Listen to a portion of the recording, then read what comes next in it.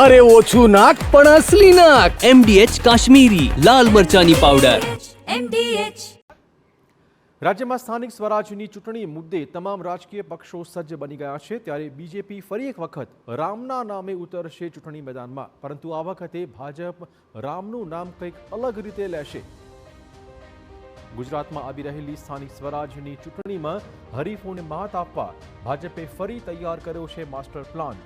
ચૂંટણીમાં ભાજપ ફરી રામના નામે વોટ માંગશે, પરંતુ આ વખતે રામનું નામ અને સ્વરૂપ બંને અલગ રહેશે.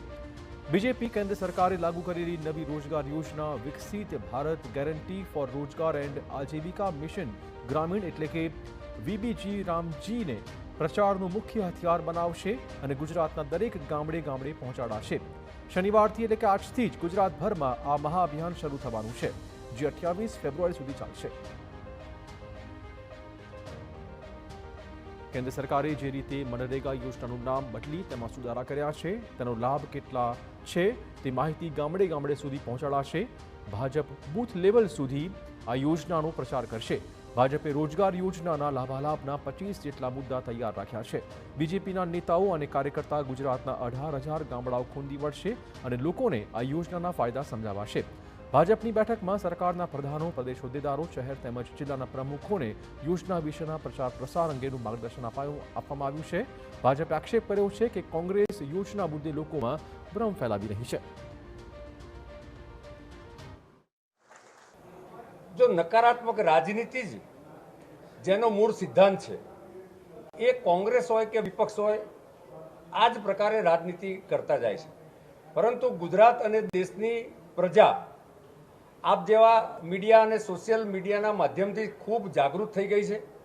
વાસ્તવમાં એમને શું લાભ થવાના છે, 100માંથી 125 દિવસની રોજગારીથી માંડીને અન્ય જે લાભ છે કે કૃષિ વિકાસમાં શું લાભ થશે, ગ્રામ્ય અર્થતંત્રમાં શું લાભ થશે, ગ્રામ્ય જીવનમાં ત્યાંના પરમેનન્ટ સસ્ટેનેબલ સ્ટ્રક્ચર કેવા પ્રકારના ઊભા થશે, આ બધી એમને માહિતી છે. એટલે કોંગ્રેસ પોતાની નકારાત્મક રાજનીતિમાં ક્યારેય સફળ થવાની નથી. મનરેગા બાબતે કોંગ્રેસ જે રીતે આક્રમક પ્રચાર કરી રહી છે તે જોતા બીજેપીને ચૂંટણીમાં ગ્રામીણ વિસ્તારોમાં નુકસાન થવાની ભીતિ સતાવી રહી છે. લોકસભા ચૂંટણીમાં કોંગ્રેસે સંવિધાનના નામે પ્રચાર કર્યો, તેના કારણે ભાજપને નુકસાન પણ થયું હતું. એ જ રીતે કોંગ્રેસ હવે વિવિધ કાર્યક્રમો થકી મનરેગા યોજના મુદ્દે ભાજપ પર પ્રહાર કરી રહ્યું છે. કોંગ્રેસે મનરેગાને તેના મૂળ સ્વરૂપમાં લાગુ કરવાની માંગ કરી છે. આ સાથે કટાક્ષ કર્યો કે ભાજપને ન તો કામમાં રસ છે કે ન તો રામમાં. ભાજપને ફક્ત સત્તામાં જ રસ છે.